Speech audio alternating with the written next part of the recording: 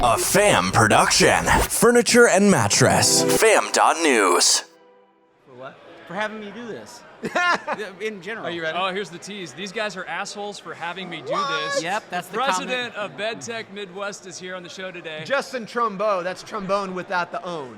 The Dos Marcos show begins in 30 seconds. Driven entrepreneurs, listen up. It's time to team up with Nationwide Marketing Group, North America's most successful network of independent retailers. You'll gain access to programs and services that level the playing field between you and the national chains. Industry-leading digital marketing, increased buying power, exclusive networking events, and of course, their awesome learning platform. Nationwide Marketing Group is the business partner that helps you get results and stay ahead of the competition. Take the first step today and visit nationwidegroup.org. Welcome to the Dos Marcos Show with Mark Kinsley and Mark Quinn, where mattress and furniture leaders gather to grow, get the inside scoop, tell stories, and take tequila shots. Uno, dos, tequila! The galaxy's greatest mattress podcast has liftoff in 3, 2, 1. Let's enable sim. 8.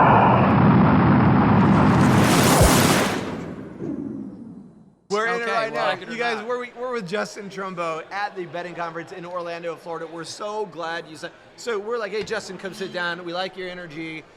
You're a very positive guy, so we thought we would bring you on the show. You are the president of BedTech Midwest. Yes, sir. Which is a premier adjustable base company, and you do a lot of business all over the place. Tell us a little bit about that, and then we'll jump into some other stuff. Yeah, BedTech was actually founded in Portland, Oregon about Okay. 15 years ago. We have 7 distribution facilities all over the United States. We more specialize in LTL quick shipments to let people not have to stock as much and they can pull from our warehouses, but we also have a lot of large customers. We handle their private labels and direct distribution. And so we definitely specialize in the adjustable beds, but have other products, pillows, mattresses, covers, things like And you that. carry a ton of inventory, and which is a big deal, so that you can get forward distribution to retailers. Yeah, with the 7 facilities, the average location is about 100,000 square feet. Yep. The one that I own is about 150,000 square feet. The average location keeps about $2 to $3 million of product on hand. It's a lot. And we've done very well through the supply chain disruptions. Our factory in Taiwan is able to put out about 50 containers of mattresses a day and 45 containers of bases a day. Wow. And so the biggest supply hurdle with us hasn't really been production capacity, it's been shipping capacity, right. Like No doubt. actually moving the product has been the biggest hurdle. So you're also a consultant. You have a consulting business. Yes, and sir. so what do you do with your consulting business? And you're in the retail space with that as well. Yeah, my background, I was actually originally an RSA, and so my whole background is retail. So Wow. everything that I do, I try to take back to retail. My consulting company's core helps people with business planning, developing visions, tracking those visions over a 1-year, 3-year, 5-year, 10-year plan, lease negotiations, more on the business versus the in the business stuff. Got it. Okay, Justin, so you started talking about your background a little bit, so let's go there. So you started as an RSA. You were really on the front lines, the person that matters most whenever it comes to the mattress purchase. How did your career progress from being an RSA to now owning and being president of BedTech Midwest and having your consultancy business? Well, it was an interesting, just time spent, right? Like I've been in the industry now 17 years. So I started as a retail sales associate, moved up to an assistant manager. 2009, Simmons actually ran a national sales contest, which I won. I was 2009's national champion for Comfortpedic and Simmons Natural Care. From there, became a store manager. You just missed Scott Smalling. Oh no, Scott's Oh my gosh, No, I you was just did- talking to Scott over there. I know. Comfortpedic. I fell in Butch's golf course. I was playing golf with Butch. Butch Webster. I fell in the creek. So he actually I went to go get my ball, and the whole creek collapsed And you underneath fell me, in. and I fell in with Butch. So Somebody planned that, didn't they? every time I see Butch now, he asks me if I have floaties on or whatever. Now, So did anyone stand over you and laugh at you when you fell? The worst thing was Did they take a picture of I'm you? guessing there's Because a good friend story. would do that. I'm guessing there's a story I behind fell it. down and he stood over me, laughed at me because Bigfoot attacked me. It's a long story. And he sat there laughing at me, taking photos of me As a I good friend would. writhing in pain. Yeah, as a good friend would. Yeah, Right, yeah, right. exactly. Anyway, back to you. No. So with the worst part with the thing on Butch's course Yes. is the women's league was actually right behind Oh. us, and so we literally had women playing behind us the whole day as I had mud up my ass. So yeah, I go way back with those guys, but. I can't believe that's the first story that made it out here. It's probably You're the gonna one be that's gonna famous. stick. Yeah, Yes. exactly. Yeah. Bush is gonna see this and give a fist bump, right? So Justin Mud on his ass Trombo. Yeah. don't. Which is that's gonna- trombone without the own. Oh, without the ohm. Somehow that's going to stick, by the way. I'm going to be at the next conference. Justin and- Trombo, which is trombone without the own. Yeah, I don't. If Jeff G or anybody starts calling me that, man, we're going to have problems. gonna happen. Okay, it's going to. Hunt me down. Yeah, So- I'll remember that you started this. Yeah. He's going to become my favorite Mark very quickly. that was the original question that was no. asked. I'm lobbying for that. He's Yeah. lobbying for that. He yeah, told like- me, yeah. he's like, I saw Kinsley in the hallway, and he asked me which my favorite mark was. And obviously he was the answer I because don't he's the do one that that asked very- it. That's very political. I don't of do you, that right? very Yeah. often at all, guys. You Never, do it all the time. never, On never. the show, you do it, as a matter of fact. Feel free to tweet in who your favorite mark No, is right don't. here, It'll right hurt my here. feelings. Don't do I'll that. count I know the it's votes, gonna be. everybody. Yeah. You can go to fam.news. You can text us right there from fam.news. We're happy to That's have great. you. Okay, Justin, so you see a lot of the industry. Obviously, whenever you're on the adjustable base side, but obviously all the other products that you mentioned at BedTech. And in your consultancy, you help both retailers and manufacturers. As you're out and about, consulting with them, and the challenges or the opportunities in these businesses come to the surface, what are the themes that you notice these days? Here we are, May, heading into June 2022. What do you notice? Well, I mean, I think we talked about it a lot at this conference. The best retailers have realized that the commoditization of the lower price points have happened and are going to continue to be taken away from us. And then I think it was actually at the last Tempur-Pedic conference where they referenced that above $2,000 was growing at 7x anywhere else in our industry. So obviously the best retailers, as foot traffic has dropped, has focused on driving average unit selling price. And doing that, I think, by daring to be different niche products, different niche sizes that maybe their competition doesn't have, or unique marketing strategies to that market is going to be very important to keep driving. I think the biggest thing that I talk to my clients about that's important, that's a little different, most people run a top-down accounting. I really run a bottom-up. I take a very pie-charted approach to profitability to make sure that all my retailers I work with maintain a 10 to 12% EBITDA. Because if you're not profitable, you're not making money, you can't reinvest back into advertising, you can't raise your benefits and wages to your employees. And so we really take a focus on bottom line profitability and transferring that back up through the business with very disciplined practices. So, okay, let's go there for a minute, because we don't talk a lot about accounting practices on the show, because numbers don't always translate. They're not the sexiest thing whenever it comes to, like, They're definitely not. punching that 10 key. But that's a very important point I think you're making, is so people are doing it wrong is what you find. And so you come in and you're trying to get more profit into the business so you can take that profit, you can redeploy it in strategic ways. Because the traditional way is what? What are people doing? Well, I mean, the traditional way is basically saying, okay, look, I'm going to have a certain amount of volume, and if I want more volume, I'm going to spend more on advertising. And necessarily, maybe that advertising sometimes has a diminishing rate of return, where maybe necessarily the greatest way to grow that business isn't by more advertising. Maybe it's new streams of revenue, whether it's starting to do fundraisers or other things that you're seeing other getting some commercial deals, whatever it may be, to grow your business, versus just thinking a shotgun approach to just spending more on television or radio is really going to drive more tickets or more consumers, right? So focusing on really just running it as a pie chart, leaving enough at the bottom of the chart, and then making everything else fit, and then being very disciplined in that practice. I feel like a lot of retailers, what they do is you go, let's say, into a bad month, and they panic, right? And then they'll overspend, they'll get out of their budgets. Or cut. Or cut, or make any decision, Yeah. right? That really gets you out of your long-term plan. So if you have a vision as an owner, that vision needs to be defined. That vision needs to go onto a vision traction organizer that says your 1-year, 3-year, 5-year, 10-year plans, that defines your rocks and your core competencies for your business. And every owner is going to have a different vision. Some people may want to sell, some people want to grow their chain, some people may want to retire. And so making sure that the company structures matching the vision of that owner is so important, or the business doesn't have stay power, especially on the independent side, right? Like when you get to the big box guys that are public, that have all that money, some of those rules may not apply. But when you get to these 1, 2, 3 door operators that are trying to balance time with their family and time in their store, that vision for that owner becomes so much more important, because it's really what's important to them and their family, and that really starts at, defining that will then define the rest of the business. What I like about what you said, Justin, is the fact that you work with them and you go, what do you want this to be? Right. Because that will determine the path forward, right? So do you want to sell it? Do you want to keep it as a generational business? Like, what do you want to do? Okay, so question for you before we go.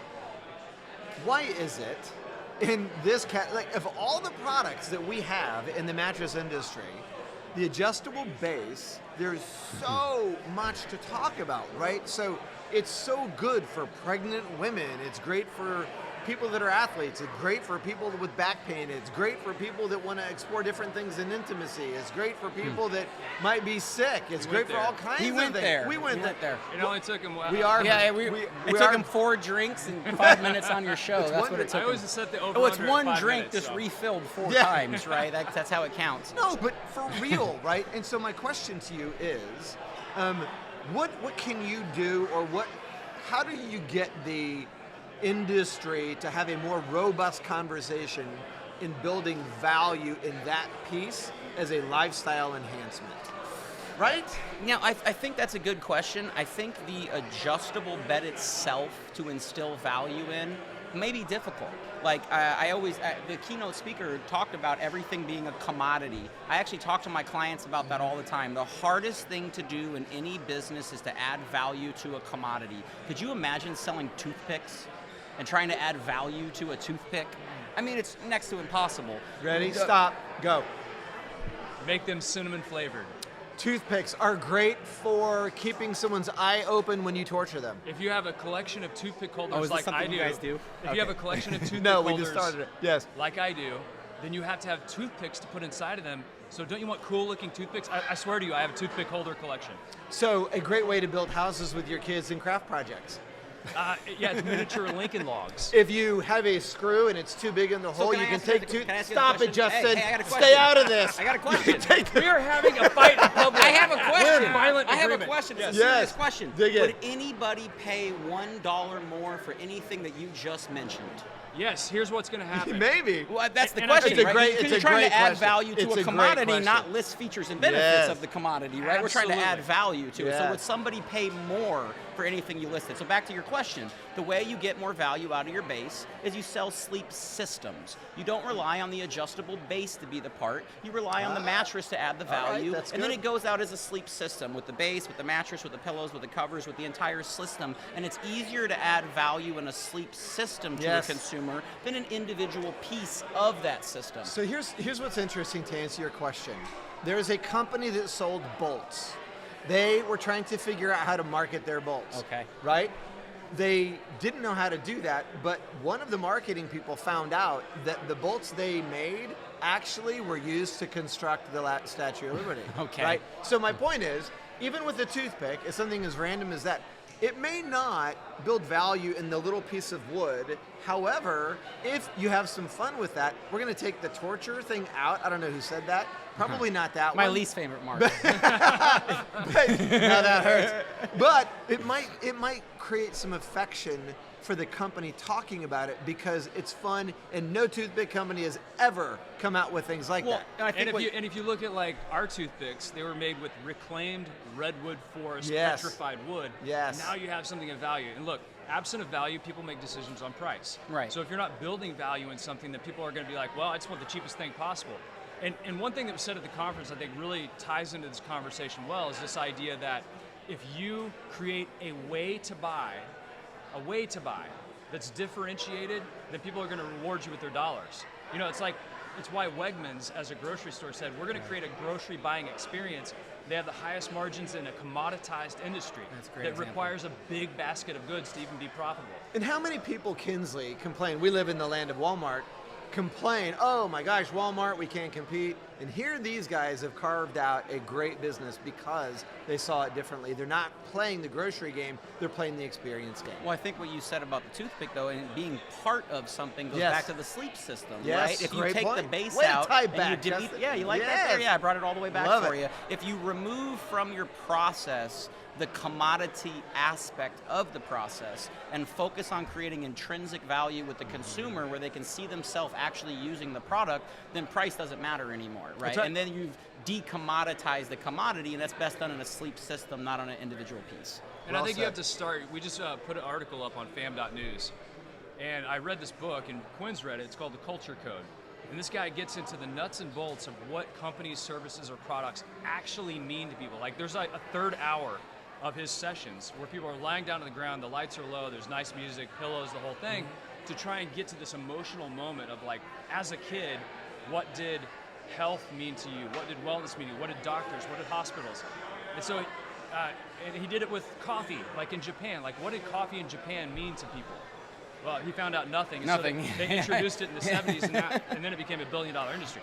But the point is, he went through this exercise to figure out, what does health mean at a granular level to people in the United States of America. So he went through hospitals, because that ties into the health system, doctors, nurses, found out positive signals for doctors. Hero was the culture code. Nurses, mother was the culture code. Hospitals, processing plant. Because when you're there, you're getting poked on, prodded, there are lights, there are beeps, you don't get a good night's sleep, and you're treated like a product. So then he got to the health piece of it. And here's where we're going to do you a study. And I swear you guys aren't as tall. Like, Yeah, I gotta yeah, like this. Like they stand up taller on TV, guys. Guess what it's all the chest, right? Guess what the culture code for health in America is? At our deepest, most meaningful moment, what is health? Like, what's the word that captures health? Mobility. Movement. Oh, okay, it makes sense. It's movement. Because if people talked about their health and they said, if you're not healthy, you're tied to a place, you can't move, you can't complete your mission, you can't be physical. So we have a product within our stores that you sell that literally is on code for what health means in America. It's all about movement. So if you can position that product as move on to better days, your best movements start with a better night. We have something there I think we can really tap into, and that's the type of conversation I want to have with people at retail so they can build value in it in a system. Well, in fact, I think what they talked about at this conference a lot, you just sold the story, right? You talked about the benefit of functional movement, functional mobility, strength when you get into your latter years of your life, the value of that to you, and then you've tied it back to a product, which again is then decommoditizing it, because in America, people don't buy products, they buy stories. I think that's been the whole point of this conference that we've been at, and I think the best retailers have already started that adoption process, and if they haven't, then they probably should, right? Yeah.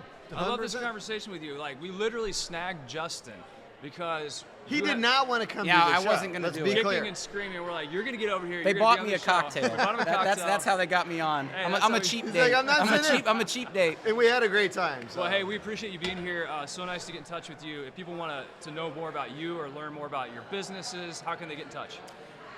Email me, easyrest.midwest@gmail.com, or go to the BedTech website. Just hit the contact us. I'll see everything that comes over. For you guys, it's good to get to put faces with the names for the first thank time, you because you guys are both much. industry You are awesome. insiders. Really You know what we nice. need We to appreciate do? everything, Pleasure. yeah. We need to have him back and talk about his consulting business, because there's a lot to that. There's so a much lot more more to to that, yeah. More to unpack. And hey, as you unpack your week, we hope that you have a great one. Be sure to go to fam.news, subscribe to the newsletter, because if Justin Trombo pops back up on the fam, he's now a member of the fam. All right. When he pops back up on the fam, you're going to be subscribed. You're going to see it first. Subscribe to us on Apple Podcasts. Thank you for being here. Hey, Appreciate thank you, you my for man. having me on, And don't guys. forget, Appreciate it. share with your friends. We are the fam. Come around the campfire and join it. Let's roast some hot dogs and marshmallows, yeah? Yeah, you guys are the man. For sure, yeah. You can bounce on it. Yeah, bounce with it, bounce with it. Bounce with it, bounce with it. All right. What is a hybrid? It's like peanut butter jelly. Peanut butter chocolate, hybrid so tight, there's no way that you could topple it. Hybrid on my wrist, that's a calculator watch. We add ourselves together and we take it up a notch. Got the airflow, yo, keep you cool as it get. Visco foam alone to make you drip sweat. Get a hybrid mattress, yes, you'll get better rest. Cool and comfortable, hybrid like a sweater vest. You know the game, we're ahead of the sun. Cause the two of us together are way better than one. Cause I'm cool as ice And I'm hot like a heater. bounce by the ounce, now we got it by the liter. Well, you take a spring and you wrap it up right. You can sleep so smooth or bounce all night. Put two together, get a whole lot more. Get the feel of the comfort core. You can bounce on it. Lay back, you don't have to practice. It's the best thing to happen to your mattress. Get together to do it like I did. Everybody get hybrid. If you want somebody to get in your vicinity, you probably want to feel a little bit of a hybridity. Foam alone, out of 5, maybe 1 star. Springs and foam, we're taking care of that lumbar. Mad back support, the best way to shack up or just get rest that won't mess your back up. Like a hot chick mixed with a particle physicist or a mullet. Party in the back of the business. Best of both worlds like Mars and Venus. The ultimate hybrid. Nothing short of genius. Keeping it loose while keeping it tight. We can make you sleep or play all night. Put two together, get a whole lot more. Get the feel of the comfort core. You can bounce on it. No stopping when the beat gets played back. Springs keep it popping, foam keeps it laid back. Party over here, get invited. Everybody get hybrid. Listen, doesn't matter if your kitchen is charming when your bedroom's the most important part of the apartment. What kind of bed do you keep back there? Does your girl wanna chill on a beanbag chair? Hell no! You need springs and foam, cause if that bowling ball don't bounce, you'll be sleeping alone. And if the bed don't react, then you can't get low. We got that type of bounce that won't spill your Merlot. So stick with us and you'll get rewarded. Cause I'm so gentle and I'm so supportive. Hybrid is where the magic is. And we just killed a song about mattresses.